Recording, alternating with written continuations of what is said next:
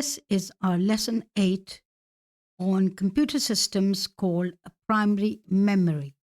We are following the GCSE Computer Science OCR J277 specification. So, what is memory? Memory can be divided into two, primary and secondary. Primary, which we are going to look in this video, and the next one we are going to look at is secondary. So what is primary? Primary is RAM and ROM. So let's move on. Computers have two fundamental types of memory: main memory and secondary storage. Main memory is where data and instructions are stored so that they can be accessed directly by the CPU. Secondary storage is used to permanently store data such as the operating system and the user's file. So, main memory is the component of the computer that holds data, programs, and instructions that are currently in use.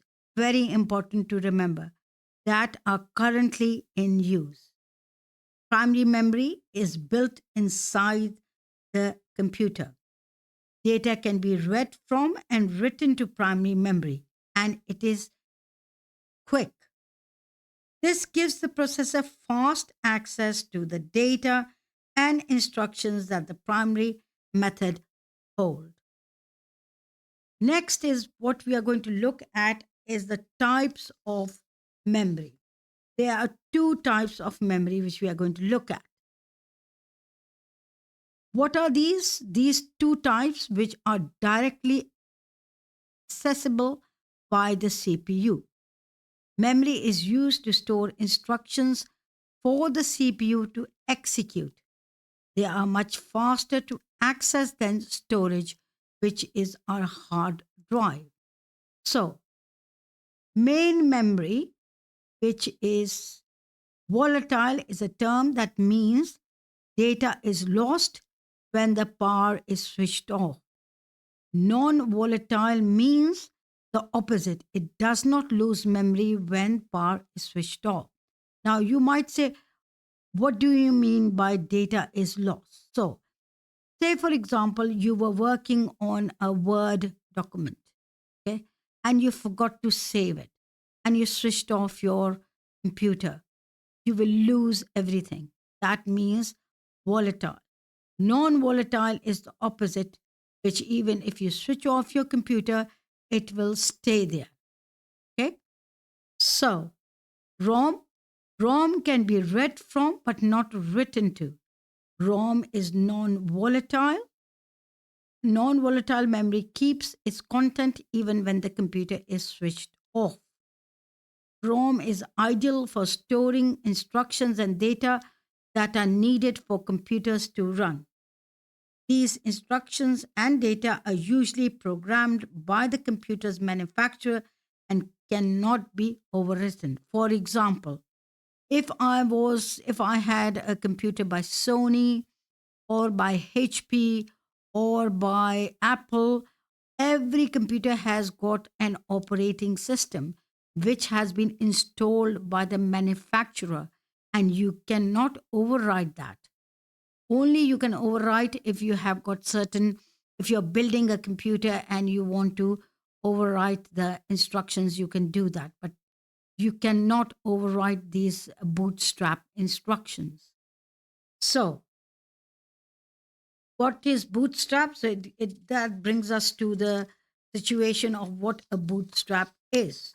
Now, bootstrap program is the first code that is executed when the computer system is started. The entire operating system depends on the bootstrap program to work correctly as it loads the operating system. So, the BIOS, which we have just said, is an example of a program that is stored in ROM. The BIOS runs as soon as the computer is switched on. It checks that the hardware is functioning correctly that it runs a second program known as boot up or bootstrap program that loads the computer's operating system from the hard drive into RAM. So that is why ROM is non volatile, because it has got our operating system stored there. So, in simple terms, ROM cannot be written to. RAM can be read from and written to and is volatile. Once the computer is switched off, the data and instruction held in RAM are lost. So, why do we need RAM?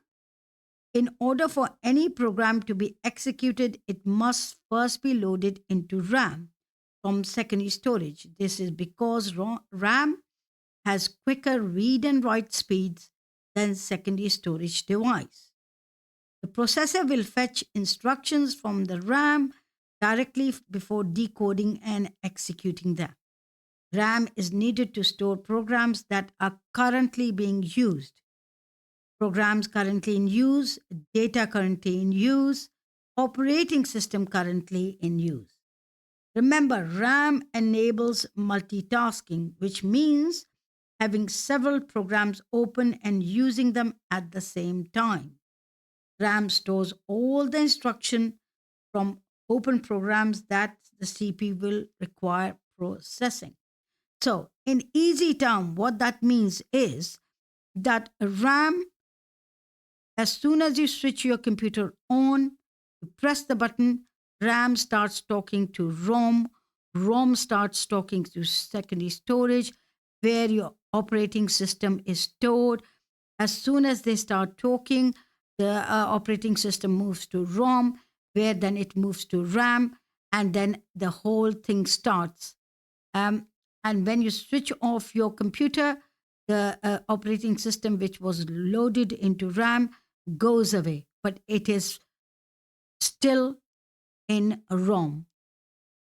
Comparison, you can have pause the video and you can look at the comparison between the two, RAM and ROM. Purpose, volatility, read and write, and capacity. So I won't go over them. You can pause the video and have a read.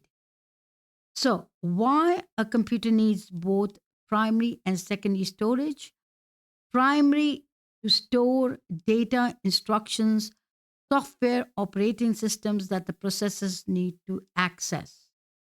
Secondary, to store data files long term permanently. That's why we need that. So let's look at an exam. We'll look at few exam questions because you get a lot of exam questions on RAM and ROM. It says, Dipesh is thinking of buying a tablet computer to replace his old desktop computer.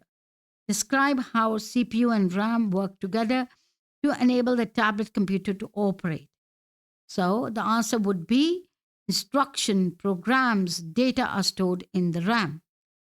These are fetched from RAM by the CPU, where the instructions are executed, instructions are processed, data is processed too. So let's look at the second exam question. Bob's computer has 512 kilobytes of ROM and 8 gigabytes of RAM. Describe the purpose of ROM in Bob's computer. So ROM is what? It stores the bootstrap or boot program used to start the computer, loads the operating system. Describe the purpose of RAM in Bob's computer. What does RAM do? RAM stores the parts of the operating system that are running, stores the data currently in use. Okay, very important, currently in use. Another question we will look at is just an exam question where you have to do, you have to tick boxes. So it says here the difference between the two, RAM and ROM. So RAM and ROM both store data. Memory is volatile in RAM. Data will not be lost when the computer is turned off. That's ROM. Data is read only, cannot be changed is ROM too. What do you mean by read only? Because ROM is installed by the manufacturer, okay, the operating system. And the last one is stores currently running data and instructions, and that is RAM.